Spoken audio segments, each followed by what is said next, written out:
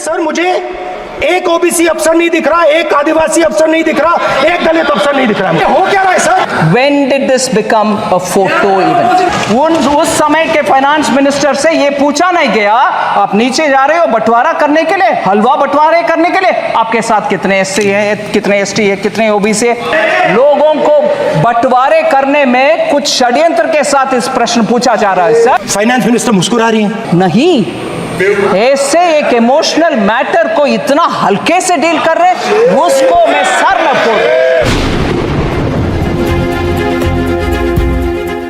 मोहब्बत करने वाले कभी डरते नहीं और जो डरते हैं वो मोहब्बत करते नहीं। फाइनेंस मिनिस्टर निर्मला सीतारमण जी ने राहुल गांधी जी को जवाब दिया। उन्होंने कहा कि जब कांग्रेस की सरकार थी तब कितने एससी एसटी थे जो कि बजट तैयार करते थे, लेकिन बीजेपी ने तो कभी इस पे क्वेश्चन नहीं किया। कांग्रेस बांटने की राजनीति करती है। इंदिरा गांधी के जमाने में कांग्रेस का ही नारा था, ना जात पे ना पात पे, मुहर लगाओ हाथ पे। तो अब क्यों कांग्रेस एससी एसटी और ओबीसी की बात कर रही है?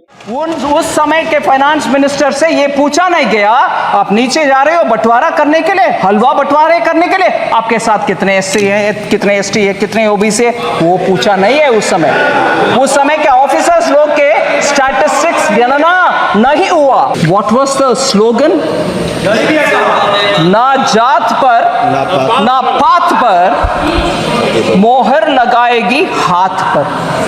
सो जात तब नहीं है, हाथ नहीं है, मगर अभी बोला जा रहा है जाति जाति।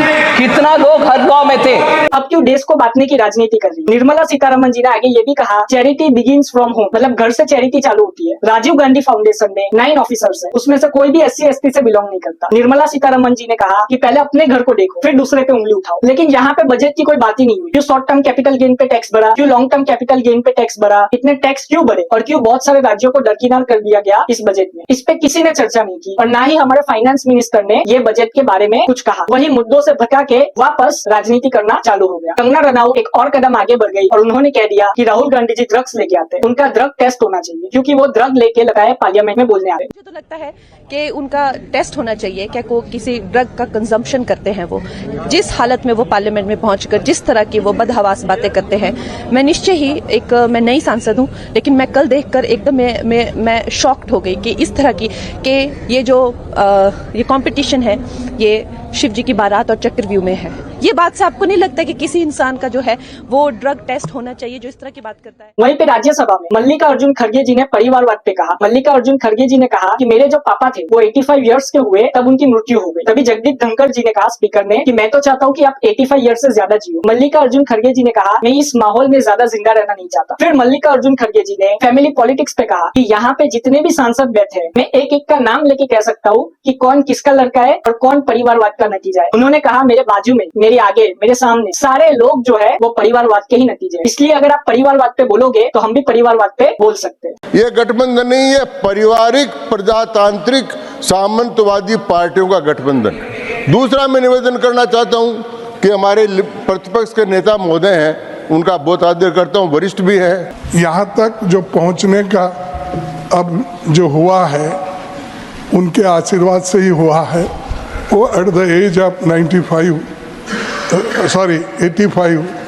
गुजर गए। सर मैं चाहता हूँ 95 से भी आगे भी जाए आप, तो गलत नहीं निकला सर। मैं नो इस माहौल में मैं और जिंदा ज्यादा जीना नहीं चाहता। फिर एक सांसद ने खड़े होकर कहा राज्यसभा में कि ऑफिसर्स जो चुने जाते हैं सेंट्रल गवर्नमेंट के द्वारा वो सारे आरएसएस ऑर्गेनाइजेशन से बिलोंग करते हैं। फिर मल्लिकार्जुन खड़गे जी ने कहा ये बिल्कुल सही है खड़े होके। बीजेपी जितनी भी गवर्नमेंट ऑर्गेनाइजेशन है उसमें आरएसएस में ट्रेन हुए आदमी को ही बिठाती है। रेल मंत्री ने भी बुलेट ट्रेन पे भाषण दिया। मैं तो सिर्फ इतना कहना चाहूंगा कि हमारी ये जो लोकल ट्रेन है उसको तो पहले फास्ट कर लीजिए, पहले वंदे भारत एक्सप्रेस का तो कुछ कीजिए, फिर बात कीजिए बुलेट ट्रेन की। आप बुलेट ट्रेन के सपने दिखा के लोगों को गुमराह ना करें, क्योंकि आज मुंबई जैसी सिटी में जहाँ पे करोड़ों लोग डेली लोकल ट्रेन और फास्ट ट्रेन में सफर करते हैं अपनी जॉब के लिए, उनके लिए आप व्यवस्था कीजिए, सीट बढ़ाइए, बोगियां बढ़ाइए। लेकिन ये बात करना बुलेट ट्रेन में बैठेगा कौन? क्या आम आदमी और गरीब बुलेट ट्रेन को अफोर्ड कर पाएगा? उसके बाद हमारे रेल मंत्री ने कहा कि हम रिवर में से 21 किलोमीटर की टनल बना रहे हैं, जो कि इंडिया की पहली अंडर वाटर टनल होगी। मैं ये नहीं कहता कि डेवलपमेंट नहीं होनी चाहिए बिल्कुल, लेकिन रेल मंत्री को ये भी देखना चाहिए कि हमारी जो अभी की रेल है उसमें कितनी समस्या है। हमारे ट्रेन के डिब्बे और आप इंजिन भी देखोगे वो कितने पुराने, और क्यों हम हम वो इंजन को अपग्रेड नहीं कर रहे। फिर राज्यसभा में अमित शाह जी ने भाषण दिया। अमित शाह जी ने कहा कि केरल के वायनाड में जो लैंडस्लाइड आया उसकी जो वार्निंग थी वो 23 जुलाई को ही सेंट्रल गवर्नमेंट ने दे दी थी, लेकिन केरल गवर्नमेंट ने उसको दरकिनार कर दिया। 24 जुलाई को भी सेंट्रल गवर्नमेंट ने अर्ली वार्निंग सिस्टम के द्वारा उनको वार्निंग दी और 25 को भी वार्निंग, लेकिन केरल गवर्नमेंट ने उस पर कोई भी फैसला नहीं लिया। अमित शाह जी ने कहा मैं बोलना नहीं चाहता था, लेकिन अर्ली वार्निंग सिस्टम पे जो सवाल हुए इसके लिए मुझे खड़ा होकर आज बोलना। मैं सदन के सामने स्पष्टता करना चाहता हूं,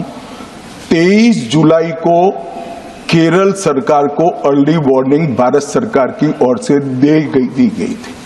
23 जुलाई को 7 दिन पहले, फिर 24 को गई, फिर 25 को गई, 26 तारीख को मान्यवर ये कहा गया कि 20 सेंटीमीटर से ज्यादा वर्षा होगी, भारी वर्षा होगी, लैंडस्लाइड होने की संभावना है, मड भी रस होकर आ सकता है और लोग इसके अंदर दबकर मर भी सकते हैं।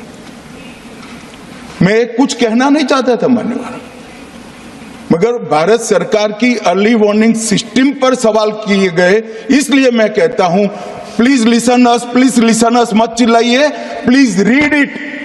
अमित शाह जी ने यह भी कहा 2014 से लेकर 2024 तक करीब 2000 करोड़ रुपए अर्ली वार्निंग सिस्टम पे खर्च हुए। ओडिशा में साइक्लोन आने से पहले जब नवीन बाबू की सरकार थी तब अर्ली वार्निंग सिस्टम के द्वारा उनको बताया गया और उसमें सिर्फ एक ही आदमी की मृत्यु हुई, वो भी मिस्टेक की वजह से। वैसे ही गुजरात में आपदा आने से पहले अर्ली वार्निंग सिस्टम के द्वारा गुजरात गवर्नमेंट को बताया गया और एक पशु भी नहीं मरा। फिर ये भी कहा कि राज्यों को जो डिजास्टर मैनेजमेंट है उसके लिए फंड दिया जाता है, उस फंड का केरला गवर्नमेंट ने क्या किया। फिर विपक्ष से कोई सांसद बोलने लगा तो अमित शाह जी गुस्से में आ गए और कह दिया कि आप बैठ जाओ। अमित शाह जी ने लास्ट में ये भी कहा, ये जो बात कर रहे हैं कि सेंट्रल गवर्नमेंट केरला को मदद नहीं कर रही, तो मैं ये जानना चाहता हूँ कि वायनाड में जो लोग की मृत्यु हुई उनके लिए केरला गवर्नमेंट ने क्या किया। राहुल गांधी जी जरूर इस बात पे जवाब देंगे। आप अपनी राय कमेंट में जरूर बताएं। जय हिंद।